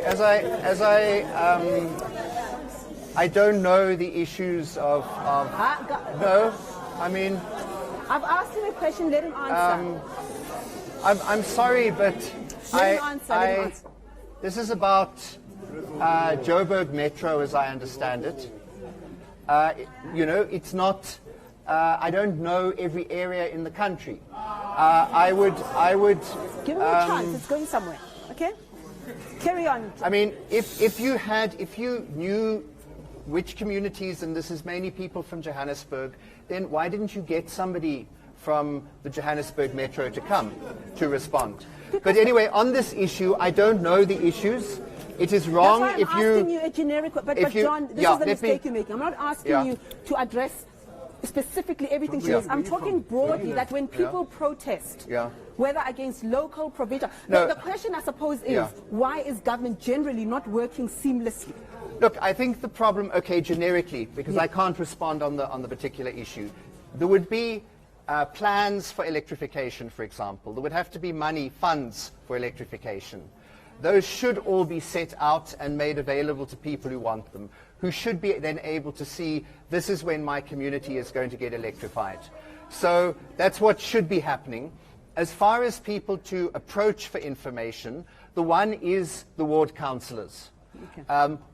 You know, I don't know if there's been any interaction with them or the ward committee members who are there to give people in the community a response as to what is happening with development in that area. Okay, I must say we did invite about 15 politicians from whether provincial or national, but they were not available, and we're going to be reasonable and say this has been a very important and dramatic week politically. Some were called to Cape Town, and that's what happened. But it doesn't happen in a debate, John, that you'd call a representative of every single issue that's going to be raised. So if you are a representative of government, we expect that you will talk to us about the issues in a broad way. Nonhle? Okay. No, I just want to speak about my minister here when he said that he's not aware about the issue of my comrade over there. But the issue of the murder of Bazooka is known international in the world. What the government have done of South Africa about the murder. As we're speaking, it's from the Hawks. The Hawks, they don't say anything. And go to the police, nobody's doing. And if you said that one you don't know, but what is about the murder of Bazooka, as today, there is no arrest, there is no justice. So let's just remind our viewers that Bazooka was one of the leaders of the Amadiba Crisis Committee, and you are saying no mining on our land. He died under very mysterious circumstances, and that's what we understand. And also, the protest is also about the government. The word I want to use is toenadering. Can I say that? The government having cozy relationship with business, with capital, with a mining company at the expense of the community, and you feel that you're not being heard. Have I summarized your... Exactly, because Bazooka was leading the struggle on the ground. That is why he was being murdered. What is violent, actually? Is it violent when it's community on the street? It's not violent when the police, they took the gun and shot the community. You've had the microphone. You've had the mic for a while. Carry on, please. What I want to say is that maybe let's have a close look on a few things. Let's look at a poor public consultation. Okay, I don't know. There's something wrong with your microphone. Nobody can hear you. Let's take this one. You can have my one. Okay, what I'm trying to say is that let's look at a few things. Let's look at a poor public consultation and look at government ignorance and also a coalition between a state and the private entities and inequality. When you talk about inequality, okay, my name is Bonton Jangas. I'm residing in Jeepistown. So in Jeepistown, we have a beautiful place that's called Maboning. I'm definitely sure you've been there. You have seen how beautiful is that place. I'm staying not far away from Maboning, like just few walk to Maboning. And then when you invite the businessman like him, he will stand in front of you. The only language they understand, it's obviously it's a profit. They don't understand how it's difficult, how it's painful to be living in a beautiful place while there's a beautiful place around you, and then where you're staying, you're living in a shack. Let us not talk about the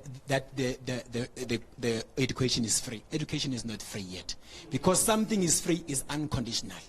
The current education that is given, it's conditional. Because they are saying it's only those who are the first in higher institution. So what I would love to say, I will encourage violence.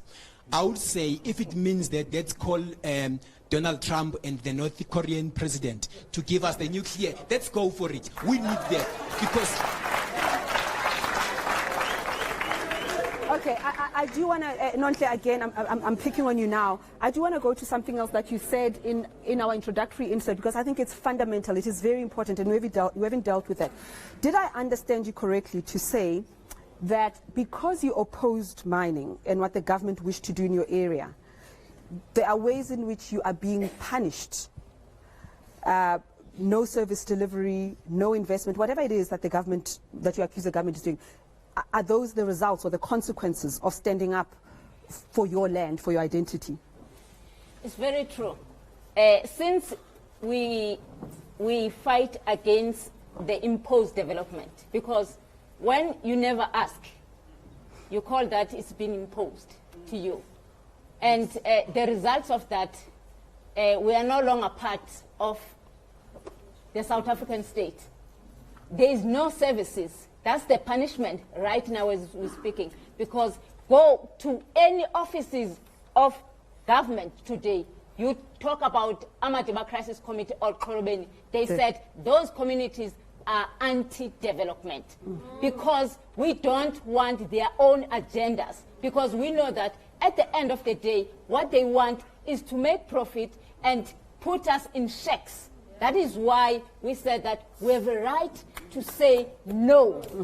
I mean, Wanelisa, this really should force a conversation about what we define as development in a country like ours. What are your thoughts? I think development is a very Western concept, and it's when it's taught in university, it's from a very, very white middle class perspective. So our communities are not seen as developed. But I want to, because I think we can go in circles and in circles and in circles. The reality is that the ANC government is anti-poor, is anti-black, is anti-women, is anti-queer. That's the reality. That's why we're here. And we need to internalize that as we speak, as we sit here, we are the sacrificial lambs. The ANC has sacrificed our lives in order to protect white people, white global capital. So I personally think this is when the conversation needs to move. We know that government is not working. We know that government is not for us. And so we need to have a conversation around the structures are not working. What do we replace the structures that are not working with? And I think that's when we talk about decolonization, removing the structure, the colonial structures that the ANC is protecting in order for us to live, our lives. Kumani, I want your thoughts on this particular point. Well, part of the challenge that we have is that we have to take responsibility about our country. Yes. And the notion of government, we must first and foremost internalize it that it's us. I think what the leader here is saying to us, you have to answer the price of owning yourself. What is the price? And as I've said, it's death. Now, there is no development that will ever take place unless you are there. As young people here, I see lots of young people. You must know, true knowledge. Not because if you can't go to university, you don't have knowledge. Study, read books, so that you can own your community. So, because if you're going to look to someone else to develop you, if you're going to look to money, if minister employ me tomorrow, you won't see me in the strike. That's the reality. Now, if we are collective, if we are a collective as young activists, we must know. Steve Biko, as we read about Steve Biko, all of us, he left university and built Zanempilo. Now, what we have to do, wear our own Zanempilos, so that when we build a hospital our own, when we build houses for elderly people on our own, as and when there's a protest, we can say that is our own development. Let's protest it, and that one belongs to government. Government must come and respond to us. We must take our own responsibility. Zaki, Wanelisa talked about dismantling the structure. And there's a school of thought that believes you can't wish the political system away. It is here and we must engage with it. I'm reminded of Prince Mashele, and we haven't responded to that in that clip. We said that there's no reason to go out to the streets and protest and so on. The biggest or most powerful form of protest is voting.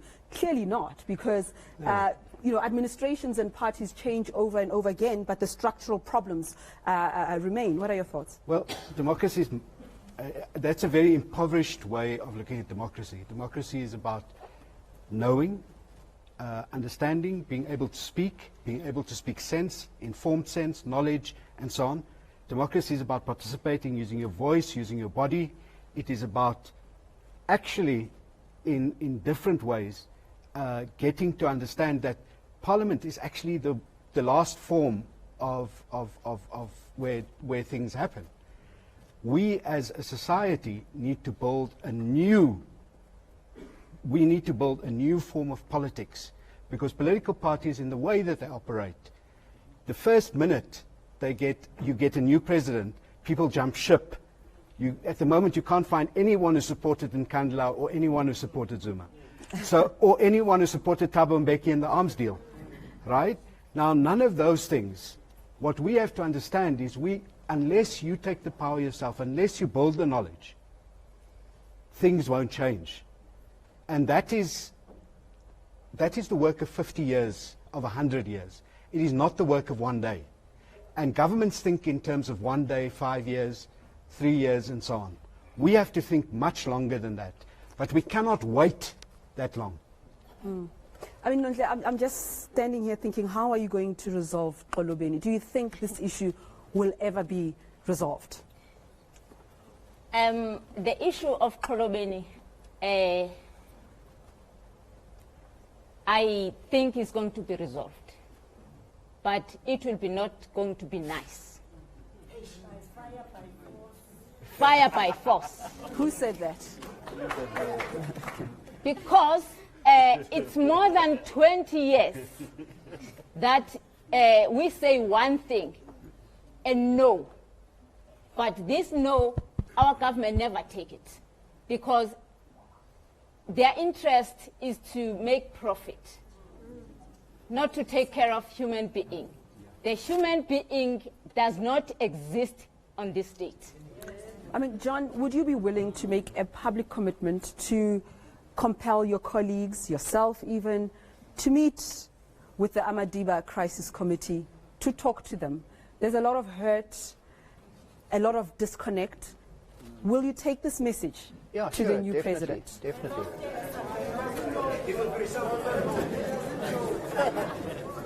The Deputy Minister says he will definitely. Who hasn't spoken? Okay. You've spoken, sir. I don't want to comment something here about the push auto councillors. Yes, I'm Jeffrey Rasimpi from Tsepisong. I'm representing the Tsepisong community and as well as the Mukhale City community. So I'm also having a view that I wanted to share with you to say, we are not dealing with the root cause here. We are having political analysts and the Deputy Minister of Justice, of Injustice, who is to me, I think if I can be appointed in his position, I can do better than him. He doesn't use, he doesn't use scenarios to address or to give solution to a problem. They've given us a scenario. If you are a doctor and a nurse, you use symptoms to identify the illness. And if you are indeed a Deputy Minister of Justice, when I give you a scenario, then you told me about prima facie evidence, wherein the prima facie evidence are there to say this community went on strike because there's no water supply, there's no electricity, and they march, then they follow the procedures. And what is the problem with our government? I wanted to give you a solution so that you must take it, and report, to upper structures. To say what is wrong with our government is that, number one, our government are beneficiaries of the schools that are being banned by the community because they tender and they win tenders and they get money. That is the point that we wanted to make. Let me again give you another point on that particular score. To say, you will never be listened more than your child teacher, if you are a parent. If you are saying this is wrong, saying, my teacher told me this, he didn't tell me that. Yeah. Then what I'm trying to, the point that I wanted to make only 2 points because I don't have time. And I've been raising my hand swelling for some time. Many people. So therefore, let me just make 1 point. The point that I'm trying to make is that the professional educators in the entire republic are the ANC government. I will tell you, they are the ones who try to manage this transition from apartheid regime by throwing stones. And they didn't face consequences of that. They won the government. Now we are having a democratic government. So what they are doing now is that they are making sure, let not give services to the public, let them ban schools and libraries. We are going to get tenders and rebuild the schools. Yet the Professor Siepe here is saying, I'm a teacher in the community. I'm teaching community. I have never won them because they said, Jeff, you are saying that let's not go and ban schools, let's not ban tires. But if we don't ban schools and ban tires, there are no service delivery that is going to be ready. How do you win them? You can't confuse them. Okay. Political analysts, deal with the facts. Okay. He mentioned you by name. You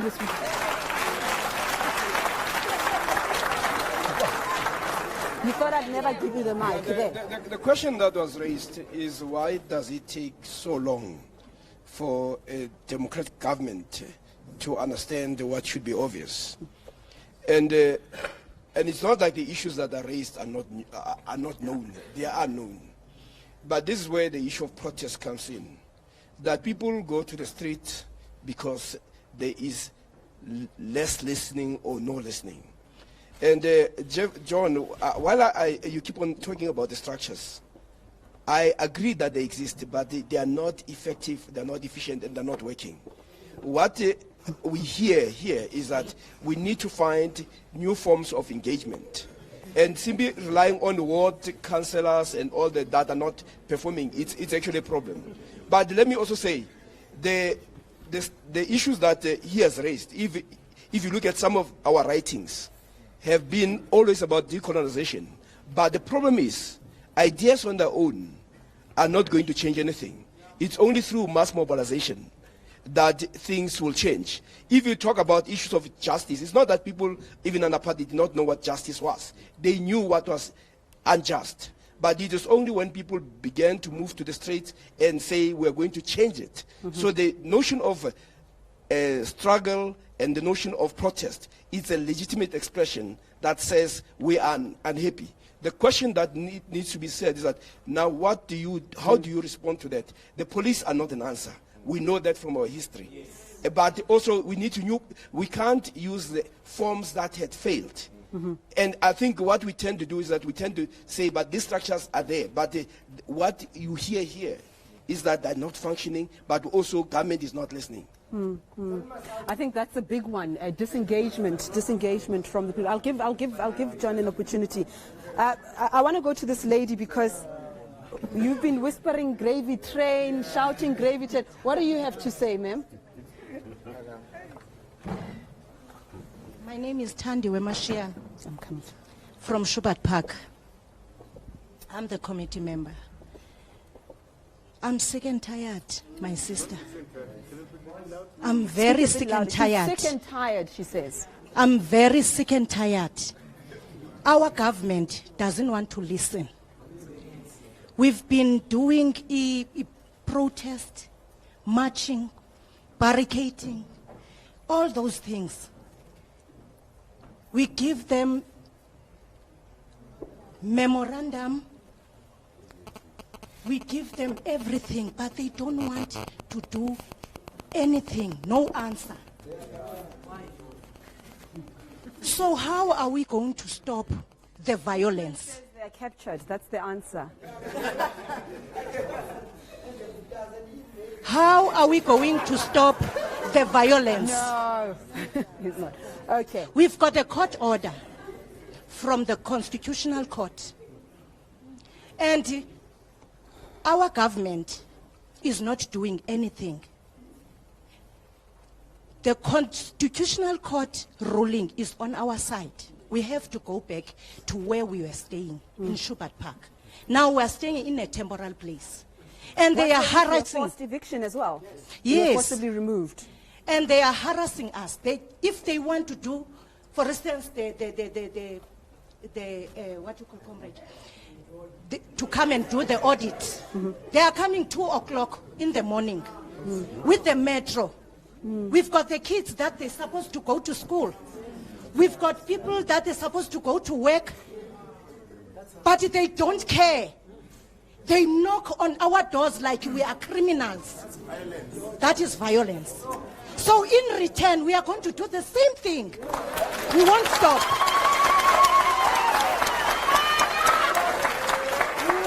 My sister, we are tired. We are sick and tired of our government. Another message. Another message to take to the government. You know, this lack of engagement, this lack of compassion. Yeah. And what I'm hearing this evening, are people who've had patience for a very long time. There are people who do not want to turn against their government and infrastructure and whatever else. They are being led to that position, not because they're not getting their own way, but because they're not being listened to. Yeah. Why has the government become so cold and detached, so disengaged? That doesn't require knowledge of this ministry or that ministry. It just requires you to sit in those cabinet, whatever you call it, and say, let's go back to the people. Will you do that? Yeah.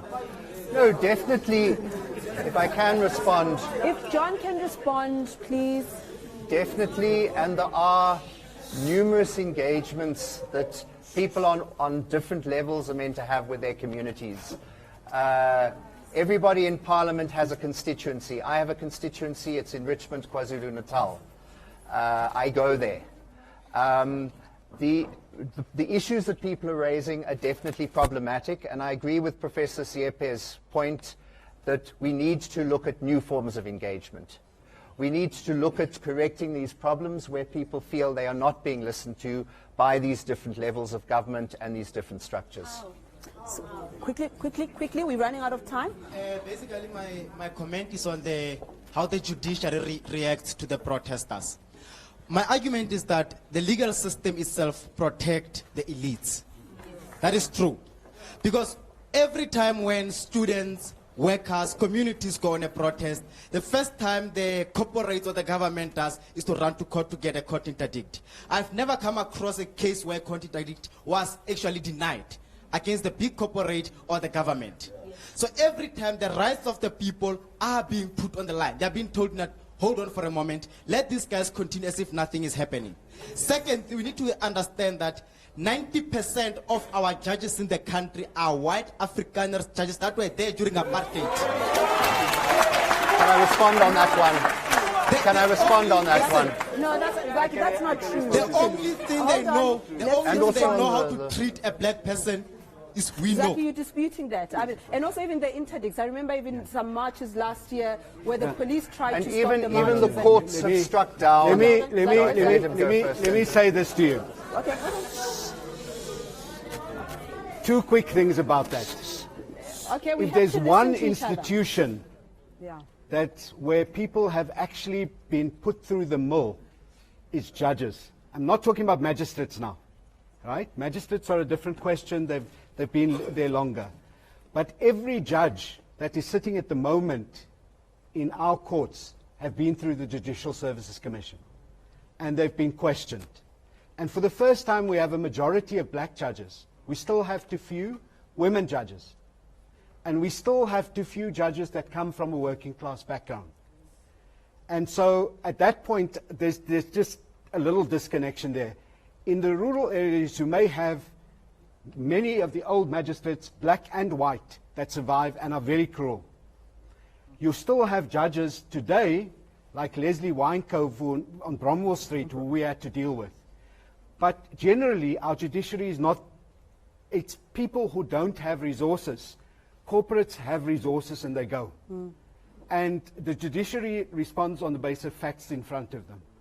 And sadly, we don't have the same power.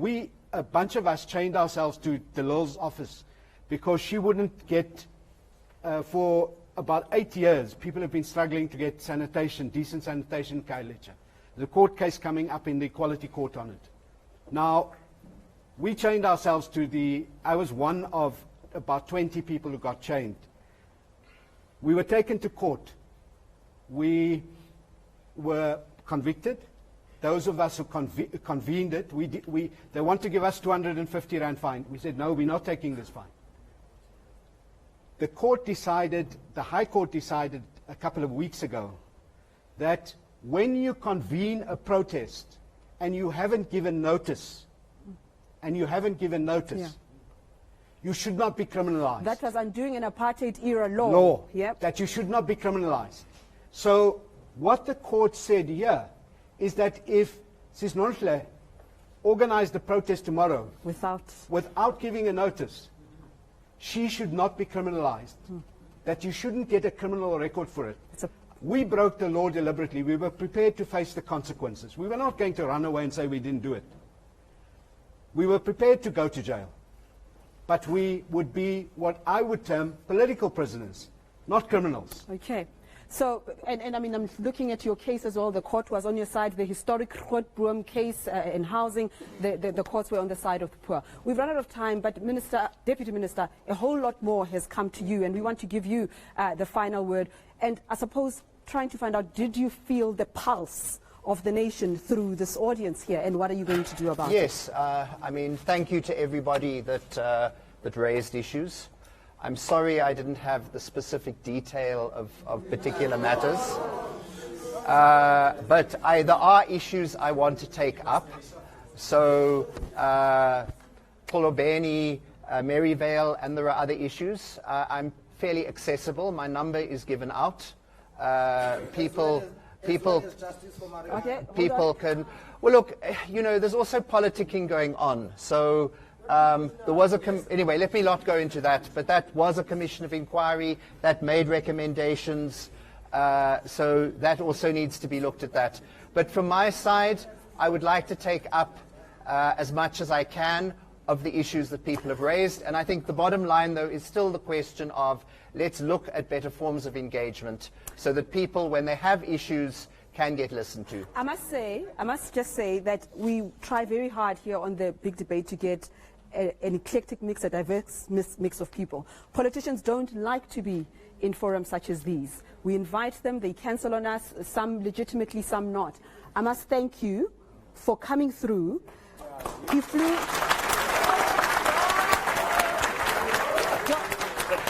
John Jeffrey was in Parliament yesterday. It's been a big week politically. He could have really cancelled. He flew all the way from Cape Town to be with us tonight. He still has to go back because the debate around the speech is being heard on Monday. But he came here to face you all. To face you all. And I must thank you for, I know there are so many views that we didn't listen to, so many of you who've traveled from afar and you've got genuine grievances, but we hope that we've been able to tap into those themes that you feel so strongly about, and that together we are going to boldly create the South Africa of our dreams. Thank you very much. Join us again next week, because next week we are going to talk about political parties and their funding. Why is there no transparency? Why are they all unanimous when it comes to their funding, and they like to keep secrets?